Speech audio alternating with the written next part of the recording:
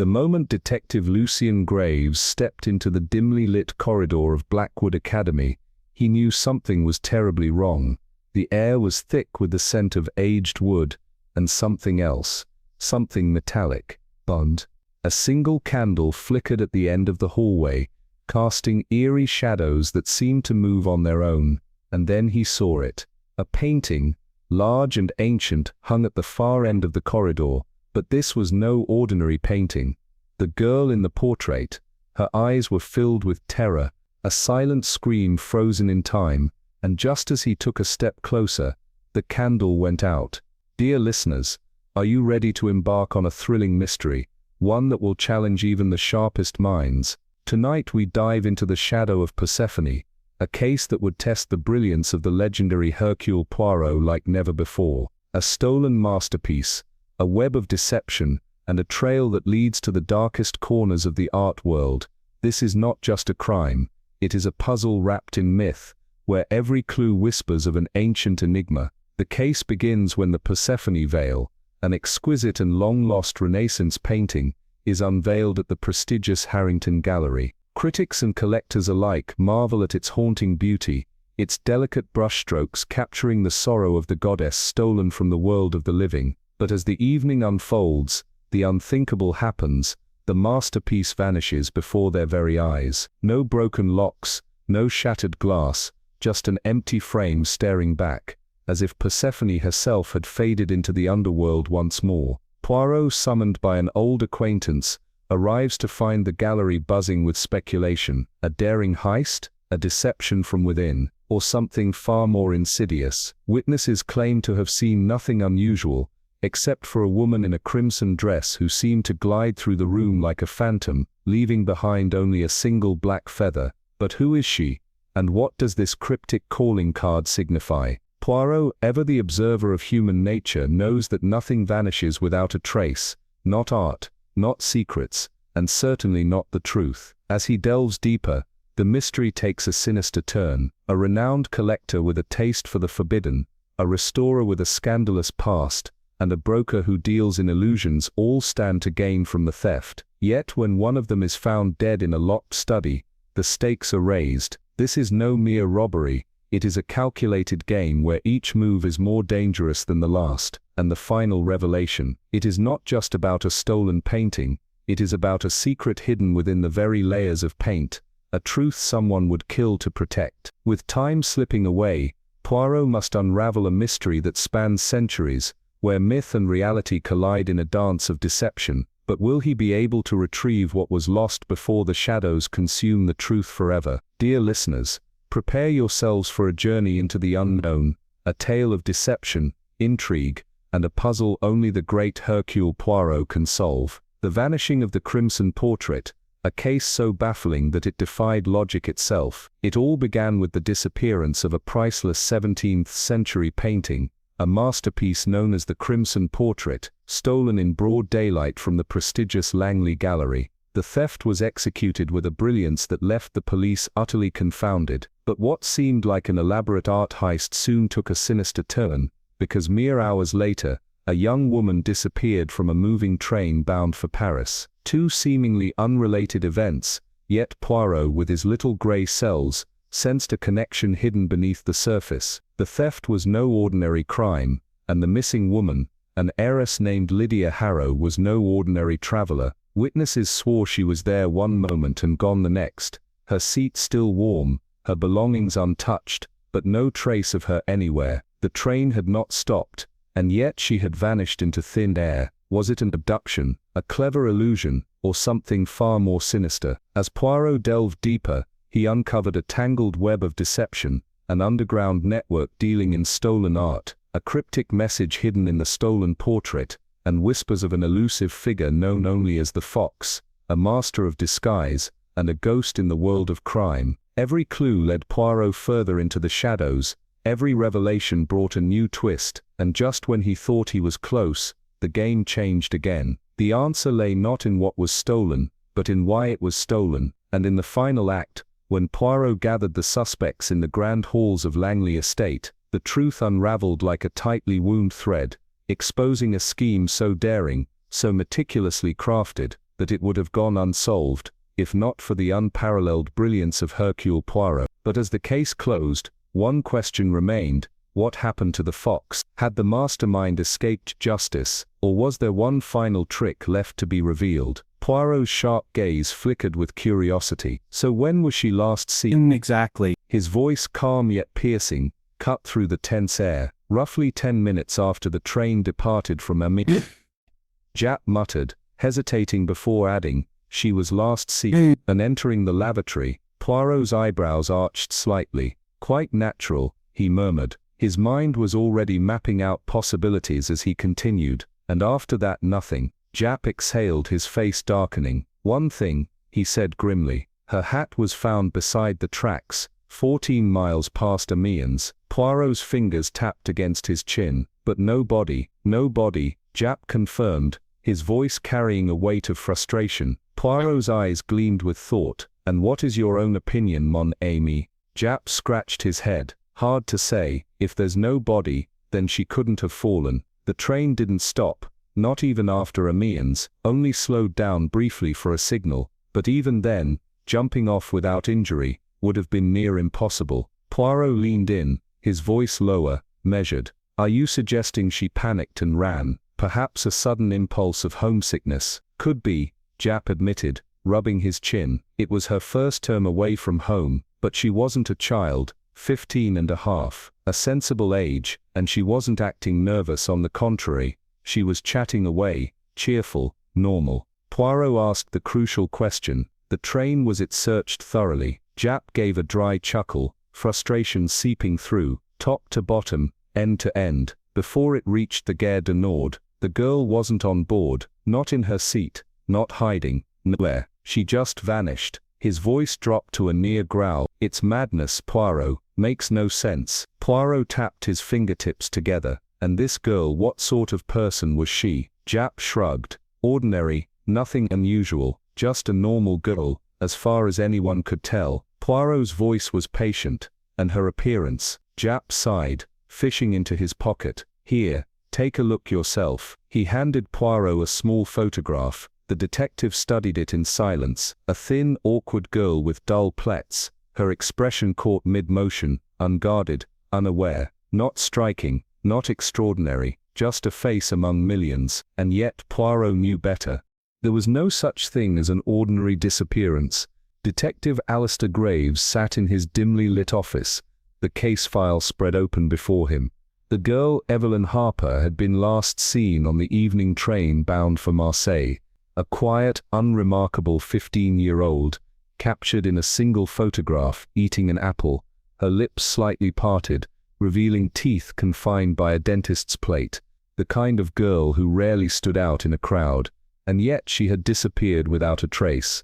Her last known moment was routine. She had excused herself, heading towards the train's lavatory. When the train pulled into its final destination, she was gone.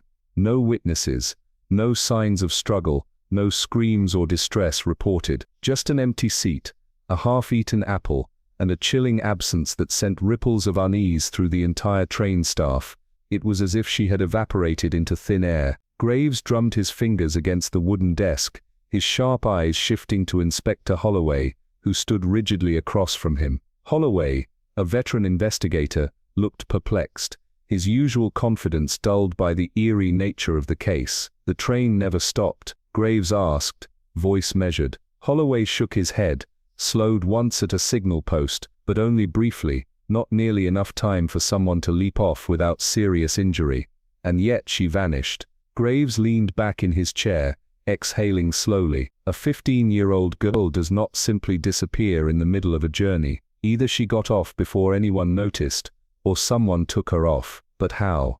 And more importantly, why? Holloway sighed. That's what we're trying to figure out. Her bag was found undisturbed in her compartment. No signs of panic, no torn clothing, no indication of force. And then there's this. He reached into the file and slid a small envelope across the desk. Graves picked it up and examined its contents. Inside was a photograph, Evelyn mid-bite into an apple, her expression frozen in time. It had been taken by her friend moments before her disappearance. A seemingly innocent snapshot, but Graves' gaze lingered. There was something haunting about it. Her lips were parted, her glasses slightly askew, her expression unreadable. "What about her family?" Graves asked, setting the picture aside. Holloway shook his head.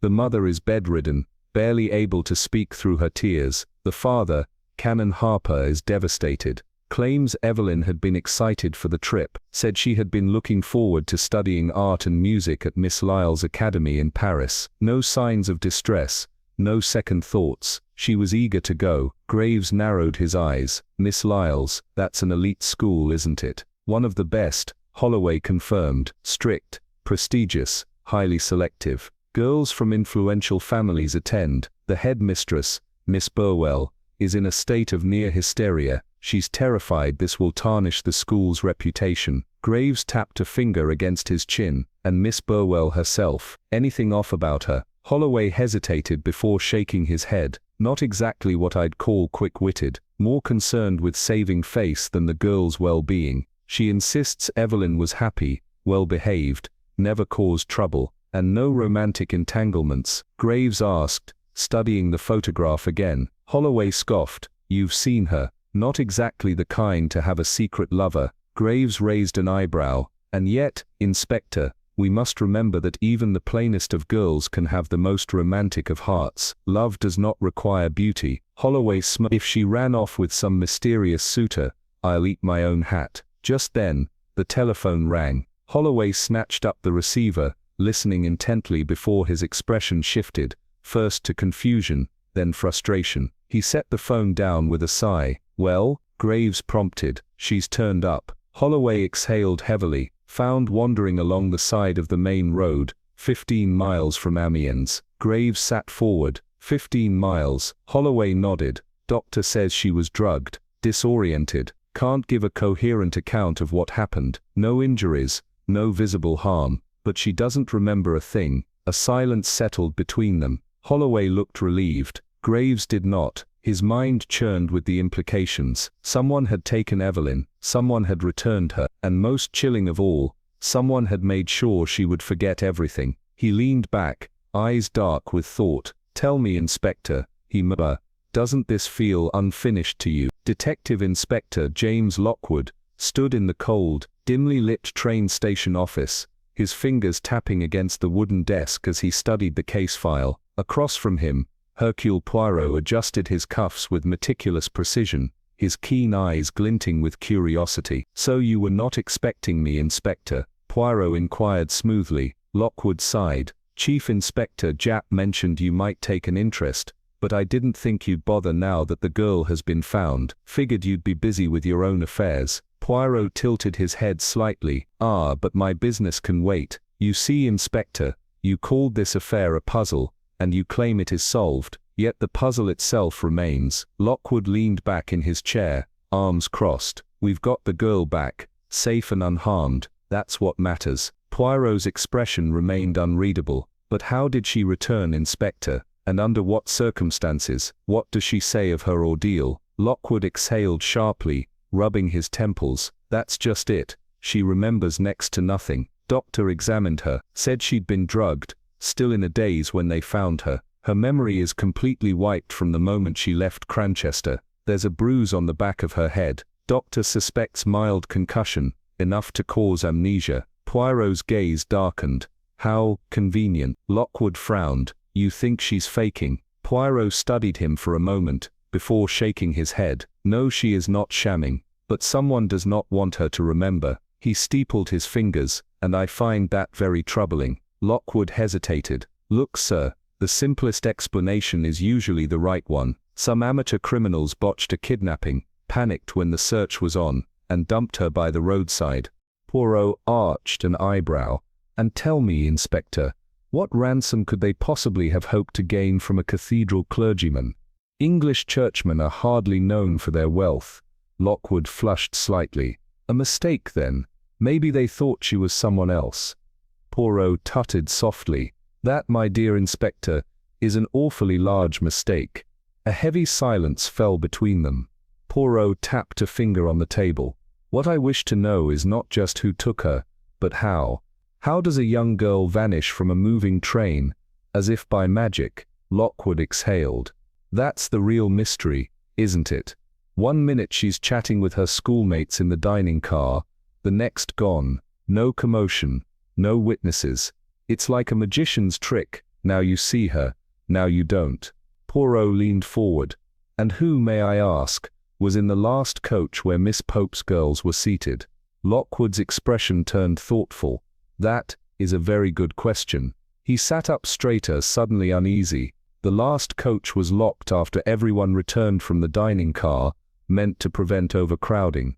Poirot's smile was faint, but knowing. Locked, you say? Then, my dear Inspector, we must ask ourselves, who had the key? Detective Inspector Hearn studied Poirot's face, with a hint of curiosity.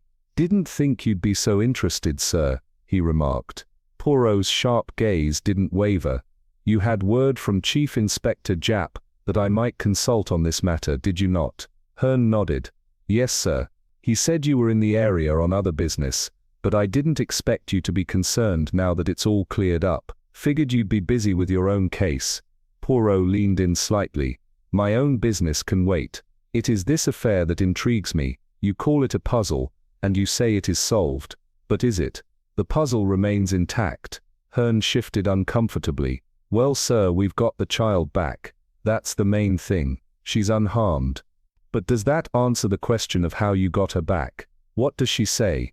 A doctor examined her, did he not? What were his findings? Hearn sighed. She was drugged, still hazy from it.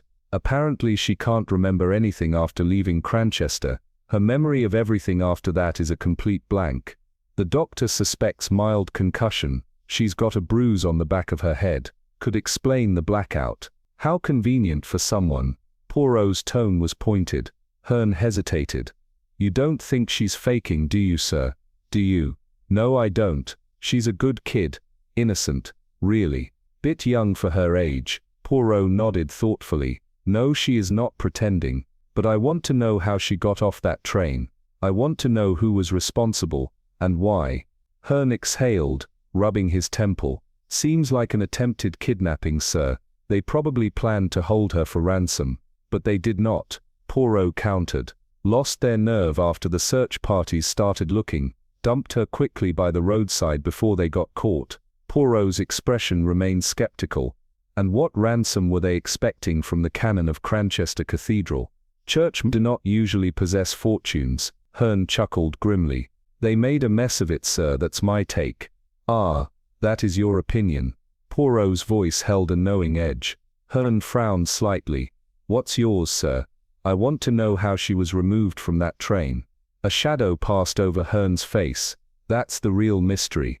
1 minute, she was in the dining car, chatting with the other schoolgirls. 5 minutes later, Poirot and gone, like a magician's trick. Precisely, Poirot murmured, like a magician's trick. Tell me who else was in the coach where Miss Pope's school had their reserved compartments. Hearn flipped open his notebook. Let's see. 2 middle-aged spinsters, Miss Jordan and Miss Butters, both respectable, known back in Hampshire. 2 French commercial travelers, one from Lyon, one from Paris, harmless businessmen. A young couple, James Elliot and his wife. He's got a shady reputation, suspected in some dodgy dealings, but never anything like this. His compartment was searched, nothing suspicious. Then there was an American lady, Mrs. Van Soyder, headed for Paris. Nothing known about her, but she seemed legitimate. That's the lot. And you are certain the train did not stop after leaving Amiens? Positive. It slowed once, but not enough for anyone to jump without serious injury, or worse, which makes it all the more fascinating. Poirot's eyes gleamed. The girl vanished into thin air just outside Amiens, and reappeared just outside Amiens. So where was she in between? Hearn's jaw tightened. Put like that it sounds completely mad. He hesitated, then added, oh, by the way, sir, you asked about the girl's shoes. She was wearing them when found, but there was another pair discovered on the tracks. A signalman picked them up, good condition, sturdy black walking shoes. Poirot's lips curled into the hint of a smile. Ah, that is very interesting. Hearn frowned. I don't see why, sir. Do the shoes mean anything? They confirm a theory, Poirot said softly. A theory of how the trick was done, and with that his eyes held the quiet triumph of a man who had begun to see the invisible strings of an illusion executed with perfect precision. The heavy oak door creaked open, and Detective Armand Graves stepped into the headmistress's office, where an air of disciplined order lay thick, like an unseen force. Miss Evangeline Harcourt, the formidable matron of St. Augustine's Academy for Girls, sat upright at her polished mahogany desk, her sharp eyes scanning Graves with the measured gaze of a woman who had seen and controlled far too much. The room was immaculate, adorned with tasteful oil paintings, and an antique bookshelf lined with volumes on etiquette, philosophy, and classical arts. A crystal vase held fresh roses, their petals arranged with such precision that one could suspect they had been placed under her personal supervision. "Detective Graves, I presume," she said, her voice crisp, her tone betraying neither surprise nor concern. "I had expected someone less refined." Graves ignored the jab, his eyes instead sweeping over the collection of framed portraits on the wall, young women in their finest attire, smiling stiffly, some with an unnatural stillness in their gaze. A gallery of success, or a record of something more sinister. "I'm here about Marianne Rossetti," Graves said, watching her reaction carefully. "The girl who vanished from the train, only to reappear hours later with no memory of what happened." Miss Harcourt barely blinked. "A regrettable incident, to be sure. Such things do not happen at St. Augustine's." "And yet it did." Graves stepped closer, lowering his voice. "And I intend to find out why." Miss Harcourt's lips pressed into a thin line. "The matter has been handled. Marianne is being sent home to recover. There is no mystery here, Detective." Graves leaned forward, his voice sharp. "Then explain this." Her shoes were found miles from the train tracks, placed neatly as if waiting for someone to find them. "How do you explain that, Miss Harcourt?" For the first time, a flicker of something, was it unease, crossed her otherwise controlled features. She rose, smoothing out a nearly invisible crease in her slate-gray dress. "Detective, I run an institution of discipline, not a house of illusions. If you are suggesting something untoward happened, you are mistaken." Graves smiled thinly. "Mistaken, or dangerously close to the truth?" Silence filled the room, thick with an unspoken challenge. The polished surface of her desk reflected the cold gleam in her eyes, but Graves knew beneath the rigid composure there was something she was not saying, and that was exactly what he had come to uncover. Detective Alistair Graves arrived at St. Helena's Academy, a place of strict discipline and unshakable reputation, to meet the formidable headmistress, Miss Eleanor Stroud. Unlike her prim and colorless assistant, Miss Stroud possessed an undeniable presence, tall, poised, her silver-streaked hair twisted into a regal knot. She exuded authority, the kind that made students whisper and staff stand straighter in her presence. Her office reflected her character, orderly, immaculate, every object precisely placed. Framed photographs of accomplished alumni adorned the walls, their practiced smiles frozen in time. Watercolor landscapes of European cities hung beside them, each hinting at a cultured, refined taste. Even the air seemed carefully controlled, holding the faintest trace of lavender, masking any scent of uncertainty or fear. She greeted Graves with a steely nod, folding her hands as she settled into a high-backed chair. "Detective, I presume you're here regarding the unfortunate matter concerning Miss Eleanor Vale." Her tone was crisp, but she did not appear rattled. No, Miss Stroud was not a woman who allowed chaos to touch her world. "A most regrettable incident." Graves studied her carefully. "Regrettable indeed. It is rather unusual for a student to disappear from a school of such reputation." Miss Stroud's eyes barely flickered. "Unusual, it is unheard of. St. Helena's prides itself on discipline, order, and the well-being of its girls. Such an occurrence is unprecedented, and shall never be repeated." Graves leaned forward slightly. "Eleanor Vale was a new student, was she not?" "She was. You personally interviewed her and her parents before admission." Miss Stroud inclined her head. "I did. Her father, a respected historian, sought only the finest education for his daughter. Her mother, however, was unwell, a delicate constitution, unable to travel. I assessed Eleanor to be well-mannered, intelligent, and highly impressionable. She had a keen interest in art. Her lips pursed, as if the word itself was distasteful. We specialize in classical studies, detective. The arts, music, literature, cultural refinement. Our students are exposed to only the finest influences. They attend operas, receive instruction from esteemed tutors, and are groomed for the highest echelons of society. Broader culture, that is our aim. Graves allowed a moment to pass. What is the present situation with Eleanor? The girl's father has arrived, and will be taking her home immediately. Considering the trauma she has suffered, this is the best course of action, a convenient resolution. Miss Stroud's gaze sharpened. We do not cater to fragile dispositions here, detective. This institution does not accommodate the weak. He tapped his fingers against the armrest. Miss Stroud, what do you believe actually happened to Eleanor Vale? For the first time, her carefully constructed mask wavered, only slightly. I have no certainty in the matter, detective. The entire affair is frankly incredible. She exhaled, then continued.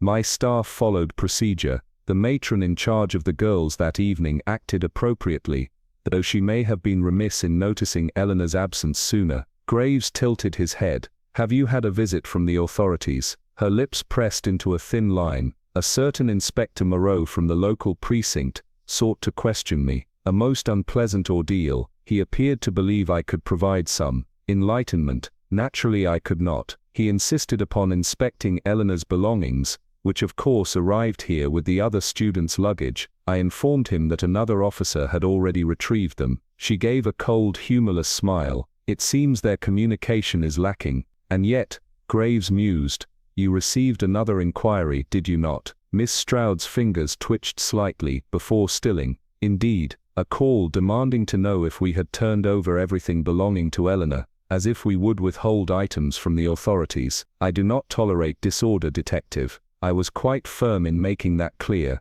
Graves exhaled slowly. Her trunk, was it unpacked upon arrival? Miss Stroud hesitated, just for a fraction of a second. Routine, detective. Everything operates on routine. Students' belongings are unpacked, arranged accordingly. Eleanor's things were handled just as the others. Naturally, when it became necessary, they were repacked exactly as they arrived. Exactly.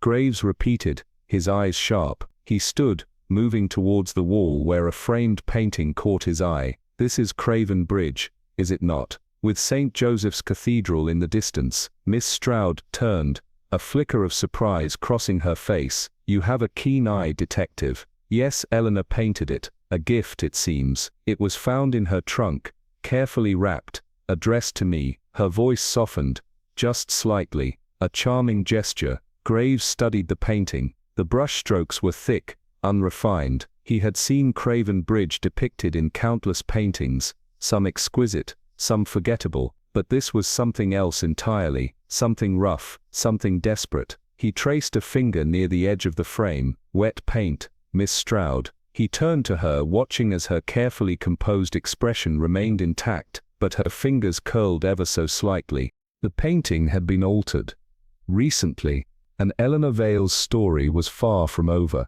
Detective Elias Vance tilted his head, his sharp, calculating eyes fixated on the oil painting propped against the grand mahogany desk. The artwork depicted a rain-drenched alleyway, its shadows pooling thick like spilled ink, swallowing the faint glow of a lone street lamp. Something about it unsettled him, not its crude technique, or the chaotic brushstrokes, but something beneath the surface. It was as if the artist had been in a hurry, no desperate. He exhaled slowly, his breath barely audible in the tense silence. Miss Holloway, this painting, it's all wrong. His voice, low and deliberate, cut through the heavy stillness of the headmistress's office. Seated across from him, Miss Eleanor Holloway, a woman of composure and rigid discipline, arched a delicate eyebrow. She adjusted the cuffs of her lace-trimmed sleeves, her expression one of polite indifference. Detective, I fail to see how a student's artistic ability has any bearing on your investigation. Vance ignored her dismissal, lifting the painting closer to the window where the afternoon light streamed in weakly. At first glance, it was just an ordinary, albeit amateurish, attempt at a cityscape, the brushstrokes uneven and clumsy. but the longer he looked, the more something felt off. The colors were layered too thickly in certain places, the texture inconsistent, and there, a shadow, but not a shadow, a shape, something buried beneath the paint. A slow, knowing smirk ghosted across Vance's lips as he reached into the inner pocket of his trench coat, retrieving a small glass bottle filled with solvent and a clean white cloth. Without another word, he set to work, dabbing the cloth in the chemical liquid before pressing it gently against the painting. He moved with precision, rubbing in slow, deliberate strokes. The headmistress gasped as the thickest layer of paint began to dissolve. The crude alleyway vanished. In its place, something far more chilling emerged, a face. Not just a face, a frozen scream, eyes wide with sheer unfiltered terror. The mouth gaped, as if mid-cry, lips parted in a silent eternal plea for help. The expression was hauntingly real, too real. Vance felt a cold prickle along the nape of his neck. This wasn't the result of an unskilled artist struggling with technique. This was a message. He took a measured step back, his pulse steady but his mind racing. "This isn't just a painting, Miss Holloway," he murmured, his voice calm but edged with something dark. "This is a crime scene on canvas." The headmistress, usually composed, had gone rigid, her knuckles white where she gripped the arms of her chair. Her voice was barely above a whisper, but that means Vance gave her a slow, knowing nod. It means the person who painted this is no longer alive. Silence engulfed the room, thick with the weight of realization. The scent of turpentine hung heavy in the air. Miss Holloway swallowed, her lips pressing into a thin line. "Detective, are you suggesting that?" "I'm suggesting that whoever painted this knew too much, and someone made sure they wouldn't live to tell their story." He turned back to the painting, the terror-stricken face now completely revealed, and something cold settled in his gut. This wasn't just a piece of art, it was a confession, a plea, and a warning, and the killer was still out there.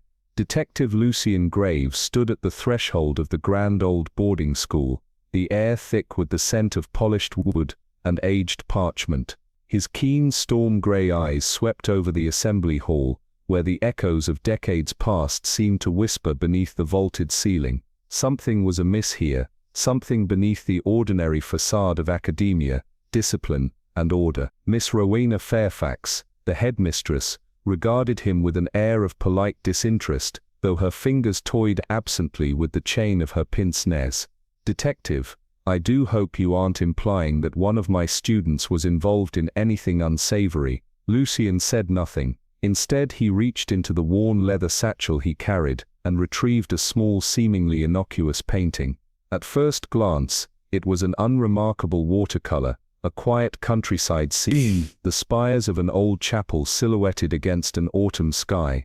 But beneath the layers of pigment, Graves knew a different story lay hidden. He walked to the window, letting the late afternoon light slant across the canvas.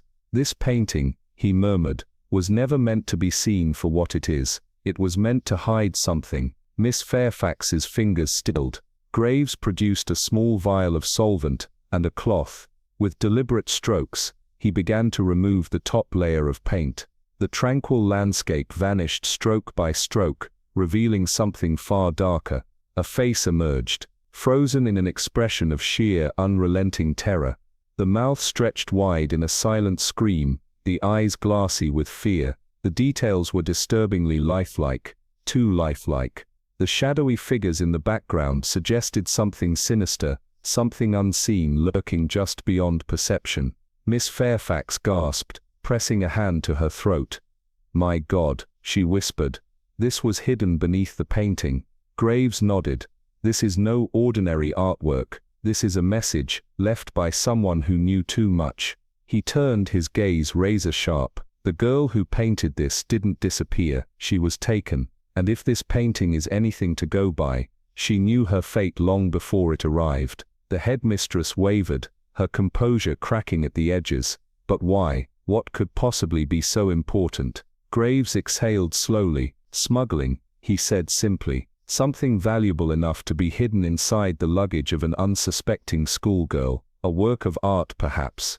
A stolen artifact. something that no customs officer would think to check, because who would suspect a child?